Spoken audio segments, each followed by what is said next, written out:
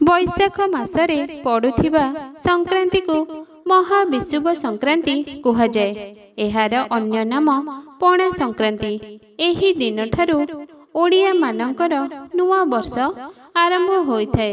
केवल ओडिशा रे नुहे समग्र भारत वर्षरे हिंदू परिवार रे वृंदावती को पूजा करा जाइथाए। तुलसी चौरा को छाया तथा जल प्रदान करिबा पई तुलसी चौरा उपरे जामु डालर छामुंडिया तियारी करा जाए। तुलसी गछरे पानी देबा पई नुआ कलशरे पानी रखी छामुंडिया रे झुलाई दिया जाए। कलसी रे गोटिए छोट कणा करा जाइथाए। एथिरु टोपा टोपा होई पानी चौरा रे पड़ी थाए।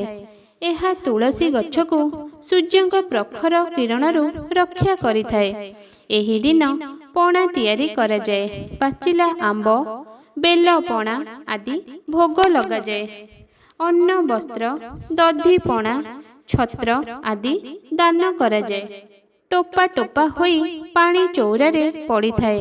एहा तुलसी गछ को सूर्यंक प्रखर किरणरू रक्षा करिथाए। एही दिन पणा तियारी करा जाए। पाचिला आंब बेल पणा आदि भोग लगा जाए।